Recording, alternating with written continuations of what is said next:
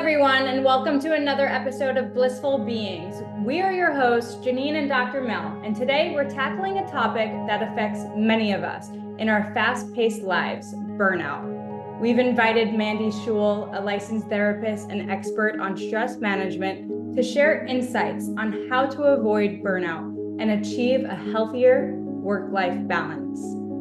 Thank you for being here, Mandy. Burnout is a prevalent issue today. To kick things off, could you define what burnout is and why has it become such a pervasive problem? Of course, Janine, Melissa, thank you so much for having me. So I guess the easiest way to describe burnout, it's the feeling of feeling overwhelmed and feeling exhausted by everything that you're doing, yet still feeling worried that what you're doing isn't enough. There's three important stages of burnout that I usually are like the telltale signs. So emotional exhaustion, which is like the fatigue that comes with caring too much and caring for too long. Depersonalization, which is the depletion of empathy, caring, and compassion, and then a decreased sense of accomplishment. So feeling conquered by everything, like you just can't, what's the point anymore? And that nothing you do will make a difference. I guess it's becoming more important or it's becoming more of a problem because life in general is becoming stressful. We have so many expectations. We wear so many hats where you have to please so many people, all while keeping a smile on our face. So I think also to social media and just the fact that we have such accessibility to seeing what other people are doing, our brains just go straight to comparing, and comparison is the thief of joy. So we're just like, oh, we need to get to this, we need to get to that. But being aligned with that in general, and I now that I've done a lot of work on myself and been like very in tune with my feelings, is that you have to have main character energy. And for Mhm. me, it's like when I'm focused on myself is one thing, but once I go on social media and like start comparing to where people are at, and then I'm like, oh, I'm not doing that well in my company, but Yeah. from outside perspective, I'm doing great if I just focus on me. So social media, I don't want to say it's the devil, but it can really, there's a lot of good tools you could use Yeah. on social media, don't get me wrong, but the comparing, and human beings just have that natural like comparing. Yeah. So it can, definitely lead you down. Yeah, we are so connected, but unfortunately very disconnected because of the thoughts and feelings of comparison. It kind of makes us like put a divide into what the point of social media was supposed to be. Is there like these red lights or first signs of burnout that people might be able to pause and reflect and be like, hey, I'm heading down a bad path. Let me kind of recalibrate. Yeah, and I think that the biggest thing too is like what I'm going to say, I think is so much easier said than done. And it may sound so simple, but people really need to have self-reflection and recognize one of the biggest signs, I think, is like having excessive ambition. All or nothing thinking, I'm going to do this. And I think one of the biggest signs too is like, are you doing it for the right reasons? Like, are you doing it is your ambition to impress others, to prove something to your family, to prove something to someone other than being authentic with it? If you have that ambition without having authenticity aligned, then you're going to work harder, maybe longer than normal, and neglect your own needs. And then you might see a decrease in job performance. You might be seeing someone in your workplace be more irritable, so they're not as like happy and cheerful and buying everyone donuts on a Monday. um, they might just start avoid being around as much or wanting to like engage. So really just I think like starting to isolate. You might see people be like, "Oh wow, you need a vacation. Like, are you okay?" And they might be in a lot of denial about your suggestions. So those are, I think, one of the biggest things is just like recognizing what are your intentions and are you feeling absolutely drained, like no more energy in the gas tank, that now it's coming to the weekend and you have to go see friends and family and that feels like a job. And what would you think would be like the easiest way to reverse some of this burnout? Like, would there be a strategy to start or a checklist that people can go through to see, or there's any tools like that available for people to check if they're too Mhm. much out of balance or not in alignment or being overproductive in any way?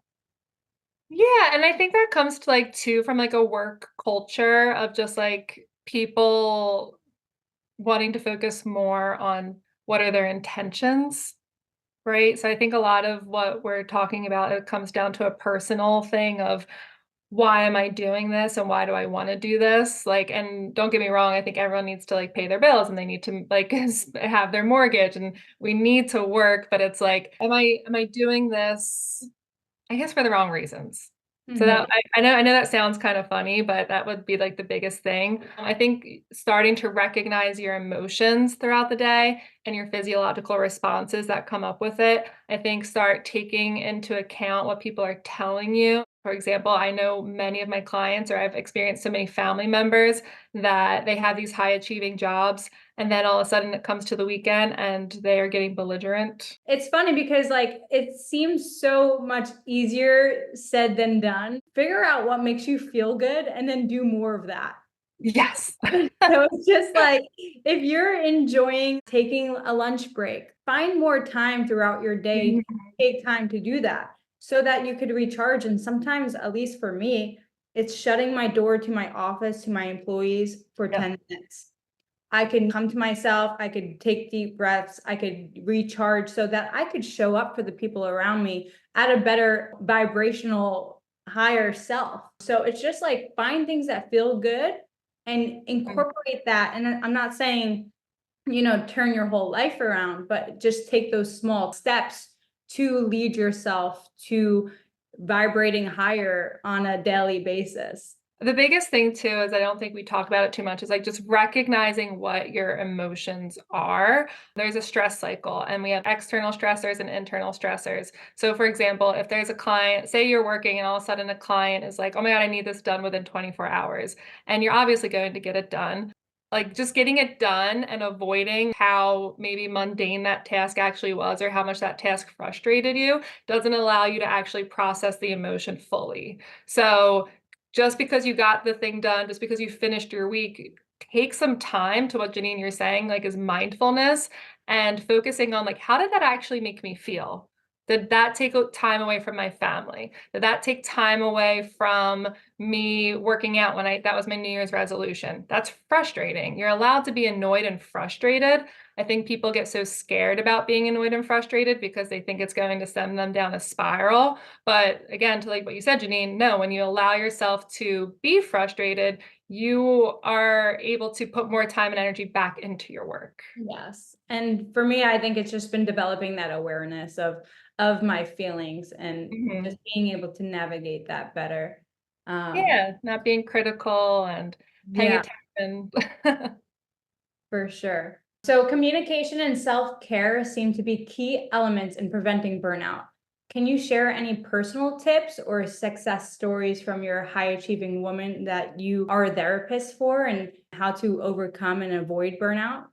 I think the biggest thing, especially for women, they think that, or many of my clients have said, and I've even experienced this, like if I show emotion, then I'm weak. Showing emotion it does not equivalent weakness. And that once you take a step back and look at, like I said, the external stressors and see how they're affecting how you're feeling. Like, so if there's an external stressor of just an annoying boss, how is this annoying boss impacting how I think and feel about myself? Okay, now I can set boundaries. I can increase effective communication. I can start making time, whether it's I'm leaving work 30 minutes early.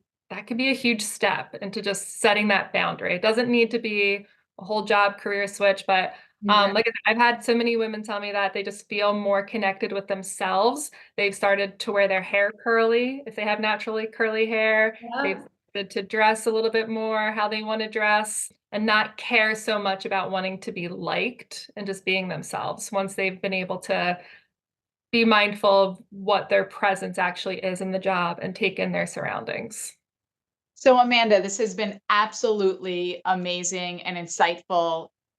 Being in the wellness space myself, what would be your overwhelming arching insight that you would give anybody that walked into your door, that if it was the top advice you wanted to leave them, what would you leave with them today?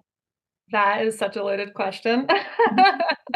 But I would think that just by walking in the door and seeking professional help, whether it is through therapy or coaching, that is an amazing step, and to be really proud of yourselves, because it's not easy asking for help. That's something that I think we've shied away from, and again, think of as a weakness. So asking for help, being able to put that ego aside and say, no, I need help. As a therapist, all my clients don't meet medical diagnoses. So we're not going to sit there and make you feel like you have debilitating depression and you need to Yes, quit your please job. don't. That's the worst thing a therapist can do, by the way. It's Yeah, like, we're not going to judge you.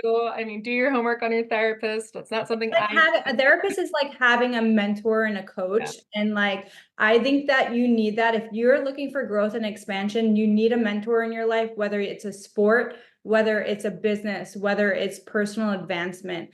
So see Amanda as, you know, your mentor and not as a therapist who's going to label or judge you. And Mandy, where can people find you? Of course. So you can find me right now. I have my Instagram. It's at Mandy Graham Coaching. Also my Facebook right now, working on a website to help spread the love. Thank you for listening to Blissful Beings with Dr. Mel and myself, Janine. If these episodes resonate with you, please show us support by subscribing to our channel and sharing our podcast with a friend. You can also connect with us over Instagram at Live Well with Dr. Mel and at Janine Cassio. We look forward to keeping in touch.